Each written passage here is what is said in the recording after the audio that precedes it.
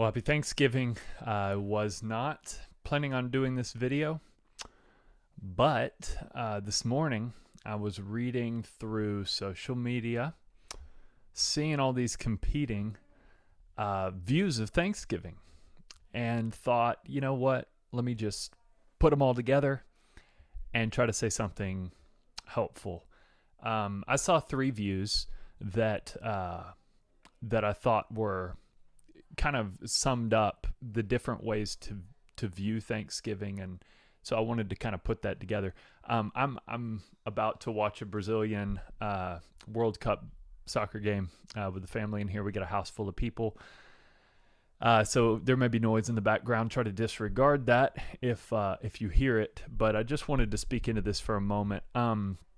So regarding Thanksgiving, I think we could call the first view a progressive view of Thanksgiving, and really the view that you'll see is something along the lines of that Christians should not celebrate Thanksgiving. This is something to be ashamed of, not celebrated.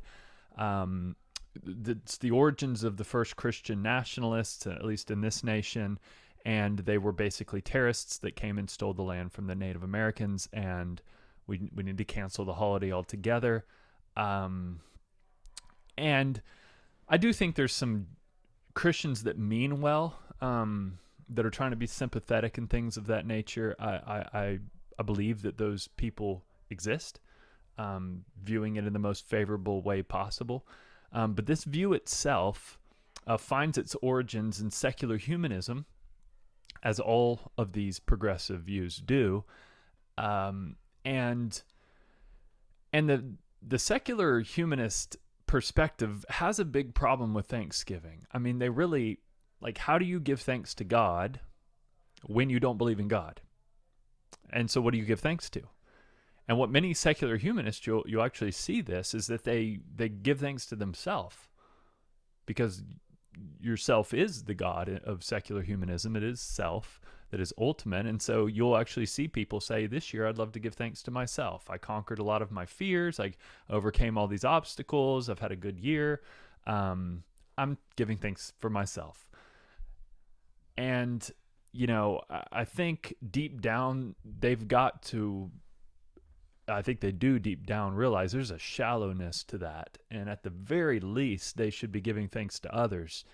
But they certainly can't give thanks to God from a secular humanist perspective. And that's really tragic, and that's a dominant view in our culture, especially among younger people. There's also a traditional view of Thanksgiving, and you see many with this view that there's an acknowledgement that this is a good thing. We should be giving thanks. America is a great nation, not a good nation, a great nation. It's one that we should be thankful for. We have the origins of religious liberty here. We have the best government that has ever been set up in the history of governments. Again, there would need to be a longer argument to argue for all of that, but this is what many would say, and I think there's legitimacy to viewing America that way. Many other nations do view America that way, at least in its entirety, maybe not in its current state, but what this nation has accomplished in the short time that we've been a nation is remarkable, historically speaking, and how America has served the other poor nations and things, and has been of help to others. It's unarguable the good that's come from America is all I'm saying. And then those same people would say, but it's not perfect, and there was evil, and the way in which this nation was founded, those that came from Europe, and the ways in which those things all happened in the early colonial times and in these settlements was not all peaceful and loving and brotherly and neighbor love. There was evil, there was war, there was fighting, there was selfishness and greed and bloodshed and all these things. It's true. And not to downplay the evil of any of that, but just to remind us, that is the history of every nation. I mean, you go back to the origins of any nation, and some nation conquered another nation. Somebody stole from somebody else. Somebody was greedy. Somebody was power hungry. Somebody was vicious and vindictive. Bloodshed was rampant. I mean, that's the history of the fallen world. This is not the new heaven and the new earth. We might need to remember that. We're all living in fallen nations, but there are things to be genuinely grateful for, and we are genuinely grateful for America.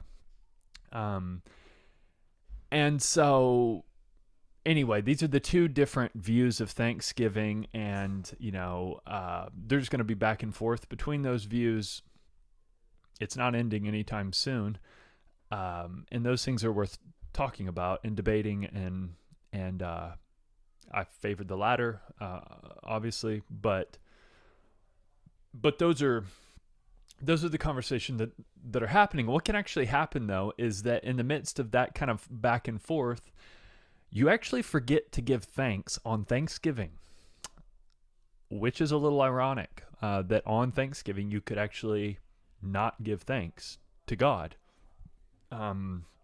Happens all the time.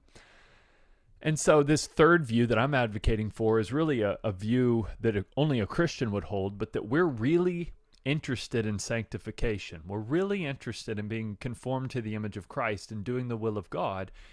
And somebody sent me a verse this morning, 1 Thessalonians 5:18, which says, "Give thanks in all circumstances, for this is God's will for you."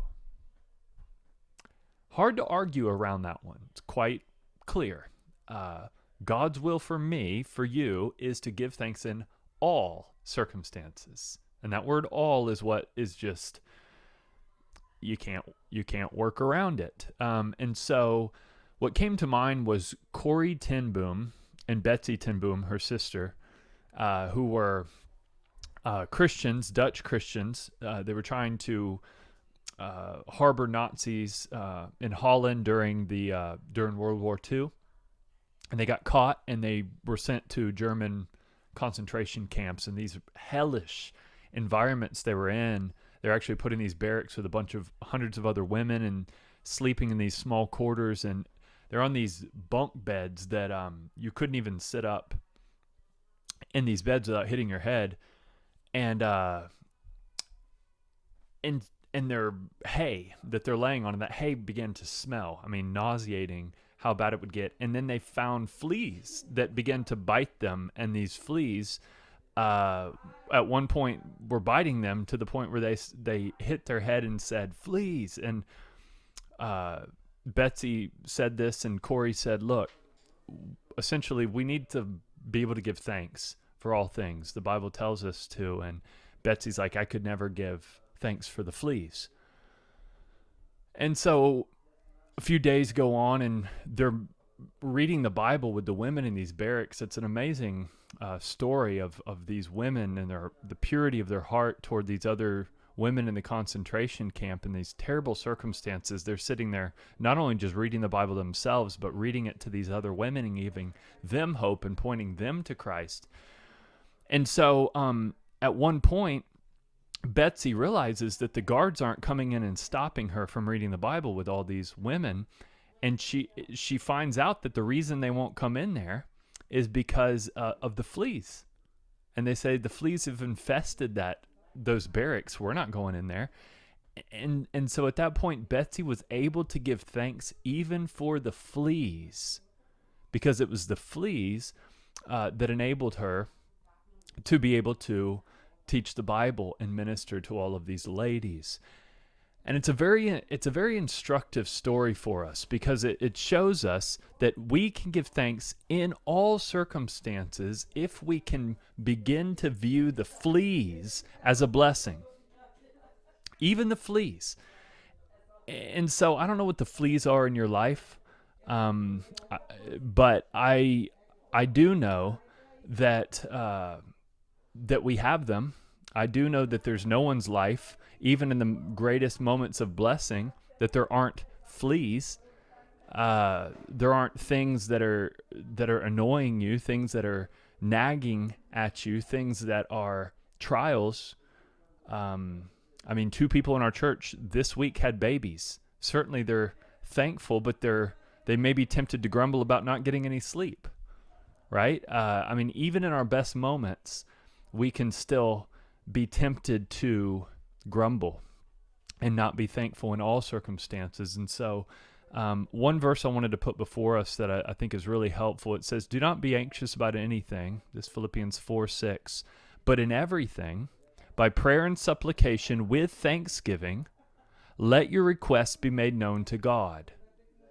And the peace of God, which surpasses all understanding, will guard your hearts and minds in Christ Jesus. And so, in everything by prayer and supplication, we are to do it with thanksgiving. And what actually happens when you pray with thanksgiving, when you offer your prayers to God with thanksgiving for all things, it actually radically changes your own heart and your own perspective of the world and your circumstances. It says that when you let your requests be made known to God with thanksgiving, that the peace of God, which surpasses understanding, will guard your heart and your mind in Christ Jesus. And that's a supernatural thing, but it comes through the conduit of thanksgiving. Thanksgiving is the means in which that heart transformation happens, that mind transformation happens, and you begin to view even the fleas as something to give thanks for. So, blessings. I hope your Thanksgiving is one in which you give thanks, and that the Lord would help you to even give thanks for those fleas in your life. Blessings.